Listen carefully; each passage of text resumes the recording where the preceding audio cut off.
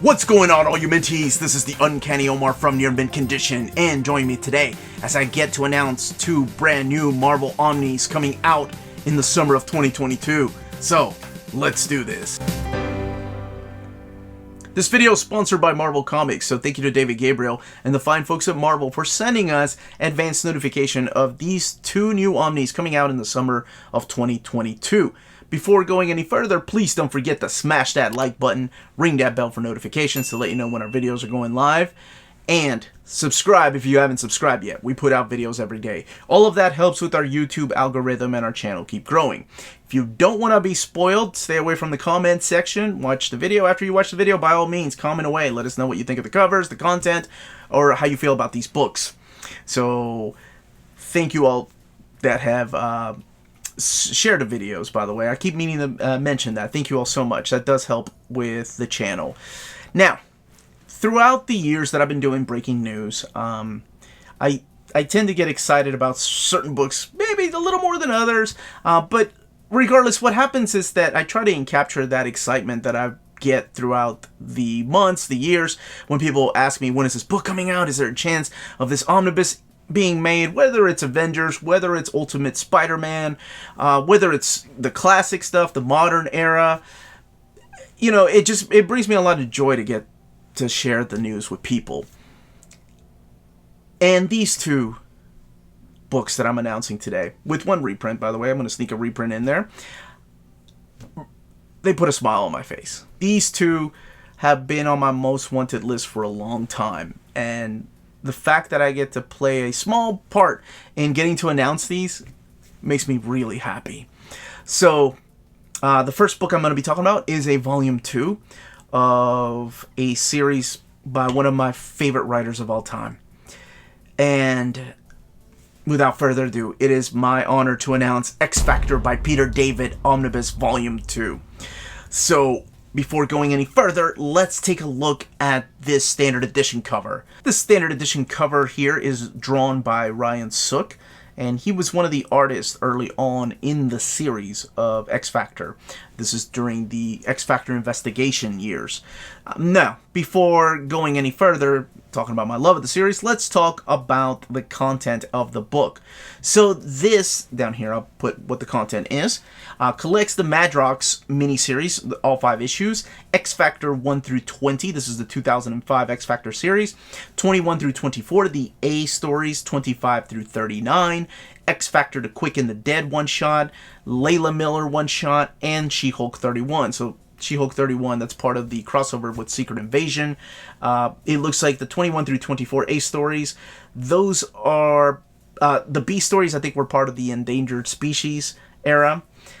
So this makes me happy. This one is one of the most underrated X-Men titles in the history of X-Men. But before I go any further, I do need to point out the direct market cover. This direct market cover is supplied by Pablo Raimondi, who is one of the artists on the books. So speaking of artists, not only do you have the artwork here of Ryan Sook and Pablo Raimondi, but you also have the return of Larry Stroman. Larry Stroman comes back and is reunited with Peter David for a couple of issues on this wonderful series. You have the artwork here of Koi Palm, Ariel Olivetti, Scott Eaton, Nelson De Castro, Renato Arlem, Roy Allen Martinez, just to name a few of the artists. But everything in this omnibus is written by the phenomenal Peter David. He's able to take all these C-list characters and make them shine. And oh my god, this series is so amazing. You have, kicking it off with the Madrox series. And Madrox took place after the House of M, so when only 198 mutants existed. Later on, he is joined by, of course, Strong Guy, Wolfsbane, also joined by Siren, M, Richter, eventually Shatterstar, Longshot, Layla Miller. And Layla Miller was introduced through the pages of House of M, but really didn't shine. And here, oh my gosh, this is when you fall in love with these characters. The return of Quicksilver. Not only the return of Quicksilver, but also a follow-up to issue 87, the therapy session. There's a follow-up issue in here that is just, oh my gosh. This entire series, to get these lesser-known characters, these characters that we haven't seen for a while, and just give them this huge spotlight, It's one of the most underrated comic books that Marvel ever published, and I'm so glad that it's finally coming out. That this makes me happy. Now, it's not the only book that was on my list. The second book I'm going to be talking about here in a second was also on my list of most wanted Marvel Omnis. But before I talk about the second book, I do need to sneak in this reprint. So this particular reprint, this book went out of print before it made it to the retailers. So shipping it to the distributors, Uncanny Omar talked pretty one day, shipping it to the distributors, it was already out of print. So next year, Wolverine Omnibus Volume 2 is coming back into print. Not only the standard edition cover, but the direct market cover. So all 3 covers will be available next summer of 2022.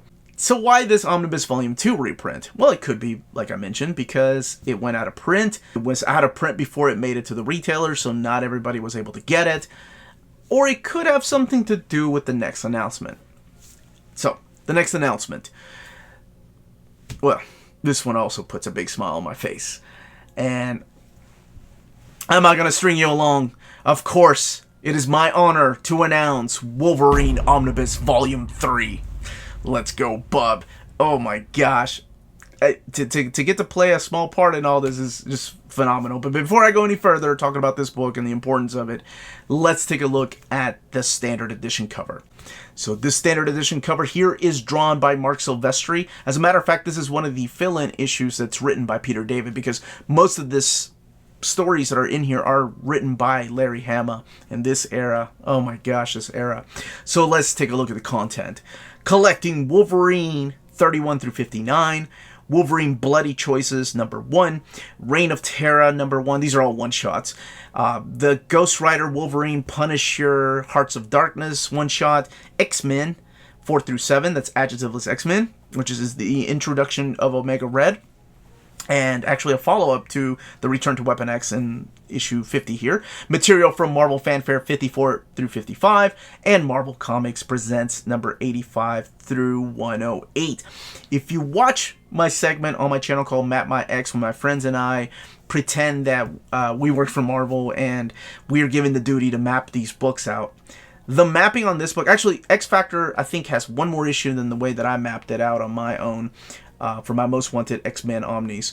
But this one here, when we did Map My X, this is exactly the way we mapped it, with the exception that they added X-Men 4 through 7. I completely understand why it's added in there.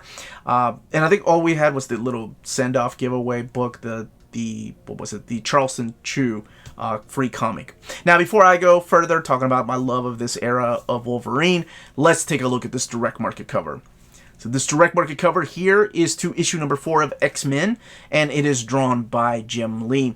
This is, of course, the first appearance of Omega Red. And that story serves as a follow-up to the Return to Weapon X, the Shiva files, which is 48, 49, and 50. So interesting that they went with the cover for X-Men, though. I really thought they were going to pick another cover here, like from issue number 48, 49 of Wolverine, or the one that I wanted was the 3 claws popping up out of the ground, and so it could be Wolverine Volume 3 claws. Yeah. Anyway, but this era, you have Larry Hama coming in with issue 31, immediately changing up the game. You have him doing issue 34, which to me is the best standalone Wolverine comic book. I love it. It's perfect. Mark Silvestri on artwork during this era. You have the return of Sabretooth, and then Larry Hama tackling the big question of the relation between Sabretooth and Wolverine that Chris Claremont started, not only in the pages of Uncanny, but also in the pages of early Wolverine with issue number 10. So if you have that first omnibus, it's in there. And then you have the follow-up to Weapon X in here.